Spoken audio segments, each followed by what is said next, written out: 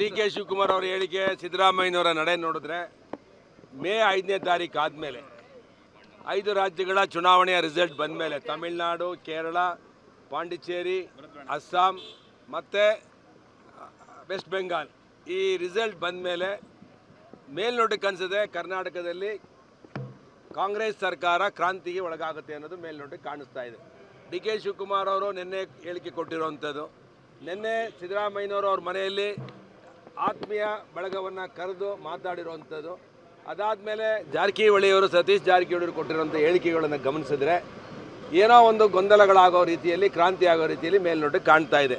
ನನಗನ್ಸುತ್ತೆ ಮೇ 5ನೇ ತಾರೀಕು ಆದಮೇಲೆ ರಾಜ್ಯದಲ್ಲಿ ರಾಷ್ಟ್ರಪತಿ ಆಳ್ವಿಕೆ ಬರುತ್ತೆ ಅಂತೇಳಿ ಮೇಲ್ನೋಟಕ್ಕೆ ಕಾಣಿಸ್ತಾ ಇದೆ. ಯಾಕೆಂದರೆ ಕಾಂಗ್ರೆಸ್ನಲ್ಲಿರುವಂಥ ಆಂತರಿಕ ಕಚ್ಚಾಟ, ನಾನು ಮುಖ್ಯಮಂತ್ರಿ ಆಗಬೇಕು ಅಂತ ಜಿ ಪರಮೇಶ್ ಸಾಹೇಬರು ತುಮಕೂರಿಂದ, ಸತೀಶ್ ಜಾರಕಿಹೊಳಿಯವರು ನಾನು ಮುಖ್ಯಮಂತ್ರಿ ಆಗಬೇಕು ಅಂತೇಳಿ, MB ಪಾಟೀಲ್ರು ನಾನು ಮುಖ್ಯಮಂತ್ರಿ ಆಗಬೇಕು ಅಂತೇಳಿ, ಡಿ ಕೆ ಶಿವಕುಮಾರ್ ಆಲ್ರೆಡಿ ಮುಖ್ಯಮಂತ್ರಿ ಆಗೋಗಿದ್ದಾರೆ, 10ನೇ ತಾರೀಕು ಡೇಟು ಫಿಕ್ಸ್ ಆಗೋಗಿದೆ. ಅದರಿಂದ ಇದು ಎಲ್ಲಿಗೆ ಹೋಗಿ ನಿಲ್ಲುತ್ತೋ ಗೊತ್ತಿಲ್ಲ.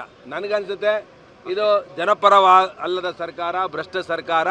ಇದು ಎಷ್ಟು ಬೇಗ ತೊಲಗುತ್ತೋ ಅಷ್ಟು ಬೇಗ ಕರ್ನಾಟಕಕ್ಕೆ ಒಳ್ಳೆಯದು ಅಂತೇಳಿ ಜನ ಇಡೀ ಶಾಪ ಆಗ್ತಾ ಇದ್ದಾರೆ.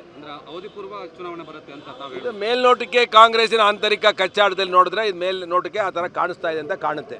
ನೀವು ಚುನಾವಣೆಗೆ ರೆಡಿ ಆಗಿದ್ದೀರಾ ಸರ್? ಭಾರತೀಯ ಜನತಾ ಪಕ್ಷ, JDS ಮತ್ತು BJP ಅಲಯನ್ಸ್ ಏನಿದೆ ಇದು ಬಲಿಷ್ಠವಾಗಿದೆ.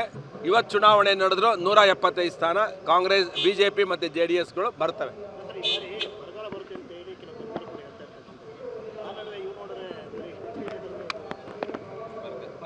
ಈಗಾಗಲೇ ನೋಡಿ, ಈಗಾಗಲೇ ಹವಾಮಾನ ಇಲಾಖೆಯವರು ಹೇಳಿದ್ದಾರೆ ಈ ವರ್ಷ ವಾಡಿಕೆಗಿಂತ ಕಡಿಮೆ ಮಳೆ ಆಗುತ್ತೆ ಅಂತೇಳಿ. ಈಗಾಗಲೇ ನಮಗೆ ಯುಗಾದಿ ಹಬ್ಬ ಆದಮೇಲೆ ಸಾಕಷ್ಟು ಪ್ರಮಾಣದಲ್ಲಿ ಮಳೆ ಆಗಬೇಕಾಯಿತು. ಯಾವ್ಯಾವ ಫೋರ್ಕ್ಯಾಸ್ಟ್ ಕೊಟ್ಟಿದ್ದಾರೋ ಆ ಫೋರ್ಕ್ಯಾಸ್ಟ್ಗಳು ವಿರುದ್ಧವಾಗಿ ಮಳೆ ಆಗ್ತಾ ಇಲ್ಲ. ನಮ್ಮಲ್ಲಿ ಈಗಾಗಲೇ 50 ಹಳ್ಳಿ ಕುಡಿಯೋ ನೀರಿಲ್ಲ. ಇವತ್ತು ಎಲ್ಲ ಹಾಹಾಕಾರ ಎದ್ಬಿಟ್ಟಿದೆ ಹಳ್ಳಿಗಳ ಕಡೆ. ಈ ರಾಜ್ಯ ಸರ್ಕಾರ ಬೋರ್ವೆಲ್ಗಳಿಗೆ ಹಾಕೋಕ್ಕೆ ₹1 ಹಣ ಬಿಡುಗಡೆ ಮಾಡಿಲ್ಲ. ಬರೀ DC ಅಧ್ಯಕ್ಷರಲ್ಲಿ ಮೀಟಿಂಗ್ ಮಾಡಿ ಬರೀ ಟ್ಯಾಂಕರಲ್ಲಿ ನೀರು ಹೊಡೀರಿ ಅಂತ ಹೇಳ್ತಾರೆ. ನೂರಾರು ಮನೆಗಳಿರುವಂಥ ಜಾಗದಲ್ಲಿ 1 ಟ್ಯಾಂಕರ್ 2 ಟ್ಯಾಂಕರ್ ನೀರು ಹೊಡೆದು ಏನು ಪ್ರಯೋಜನ?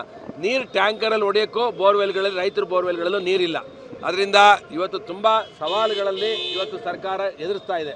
ಅದರಿಂದ ಈ ಸರ್ಕಾರ ಬೆಳಗ್ಗೆ ಆದರೆ ಯಾವೊಬ್ಬ ಜಿಲ್ಲಾ ಮಟ್ಟದಲ್ಲಿರುವಂಥ ಜಿಲ್ಲಾ ಉಸ್ತುವಾರಿ ಸಚಿವರು ಮೀಟಿಂಗ್ ಮಾಡಲ್ಲ, DC ಅವರು ಮೀಟಿಂಗ್ ಮಾಡಲ್ಲ. ಯಾಕೆ ಮೀಟಿಂಗ್ ಮಾಡಲ್ಲ ಅಂದರೆ ಸರ್ಕಾರದಲ್ಲಿ ಹಣ ಇಲ್ಲ. ಅದಕ್ಕೆ ಏನಾದ್ರು ಒಂದು ಹಣ ಬಿಡುಗಡೆ ಮಾಡಿದ್ರೆ ಅದನ್ನು ರಿಲೀಸ್ ಮಾಡೋಕ್ಕೆ 6 ತಿಂಗಳು ತಗೊಳ್ತಾರೆ. ಅಷ್ಟರೊಳಗಡೆ ಮನುಷ್ಯನೂ ಸತ್ತೋಗಿರಬೇಕು, ಯೋಜನೆಯೂ ಸತ್ತೋಗಿರಬೇಕು. ಮೈದಾಳ ಕೆರೆ ನೀರು ತುಂಬ ಪೋಲಾಗ್ತಾ ಇದೆ. ಇಲ್ಲ, ನಾನು DC ಮೇಡಮ್ ಅವ್ರಿಗೆ ಹೇಳಿದ್ದೇನೆ ಯಾವುದೇ ಕಾರಣಕ್ಕೂ ನೀರು ಬಿಡಬಾರ್ದು ಅಂತ. ಇವತ್ತಿನ ಬರ ಪರಿಸ್ಥಿತಿಯಲ್ಲಿ ಬುಗುಡ್ನಳ್ಳಿಂದು ನೀರಿಲ್ಲ. ನಮಗೆ ಮೈದಾಳ ಕೆರೆ 2 ಗ್ರಾಮ ಪಂಚಾಯತಿಗೆ ನೀರು ಕೊಡ್ತೇವೆ, ಒಂದು ಮೈದಾಳ, ಒಂದು ಹಿರೇಹಳ್ಳಿಗೆ. ಮತ್ತು ನಗರಕ್ಕೆ ಏನಾದ್ರು ಶಾರ್ಟೇಜ್ ಬಂದರೆ ಒಂದು 5 ವಾರ್ಡಿಗೆ ನೀರನ್ನು ಪಂಪ್ ಮಾಡ್ತೀವಿ. ಇವತ್ತು ತೀವ್ರ ಬರಗಾಲ ಇರೋದ್ರಿಂದ ನಮ್ಗೆ ರೈತದು ಕಷ್ಟ ಗೊತ್ತಿದೆ ಪಾಪ. ಅವ್ರಿಗೂ 38-40 ಡಿಗ್ರಿ ಟೆಂಪ್ರೇಚರ್ ಇರೋದ್ರಿಂದ ಅಡಿಕೆ ಗಿಡಗಳು, ತೆಂಗಿನ ಗಿಡಗಳು ರೈತರಿಗೂ ಒಣಗೋಗ್ತವೆ ಪಾಪ. ಅವ್ರು ಕೇಳೋದ್ರಲ್ಲಿ ಏನು ತಪ್ಪಿಲ್ಲ. ಆದರೆ ಕುಡಿಯೋ ನೀರಿನ ಅವಶ್ಯಕತೆ ತುಂಬ ಇರೋದ್ರಿಂದ ನಾವು ಅದನ್ನು ಯೋಚನೆ ಮಾಡಿ ನೀರು ಬಿಡಬೇಕು ಅಂತೇಳಿ.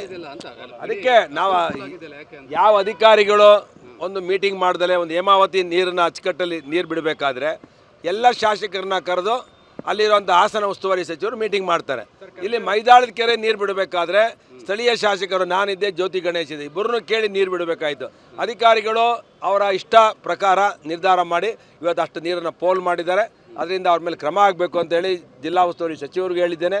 ರಾಜಣ್ಣವರು ನನಗೆ ಫೋನ್ ಮಾಡಿದ್ರು ನೀರು ಬಿಡಿ ಅಂತ. ನಾನು ಹೇಳಿದೆ, ಈ ಥರ ತೀವ್ರ ಬರಗಾಲ ಎದುರಿಸ್ತಾ ಇದ್ದೇವೆ, ಕುಡಿಯೋ ನೀರಿಗೆ ನಮ್ಗೆ 50 ಹಳ್ಳಿಗಳಲ್ಲಿ ನೀರಿಲ್ಲ, ರೈತರಿಗೂ ನಮಗೆ ಕನ್ಸರ್ನ್ ಇದೆ, ಸ್ವಲ್ಪ ಮಳೆ ಪ್ರಾರಂಭ ಆಗಲಿ ಆಮೇಲೆ ನಿರ್ಧಾರ ಮಾಡಿ ನೀರು ಬೇಡ ಅಂತ ಹೇಳಿದ್ದೆ. 1-2 ಮಳೆ ಬರಲಿ ತುಮಕೂರಿನಲ್ಲಿ, ಸ್ವಲ್ಪ ಟೆಂಪ್ರೇಚರ್ ಕಡಿಮೆ ಆದಮೇಲೆ ಬೇಡ ಅಂತ ಹೇಳಿದ್ದೆ.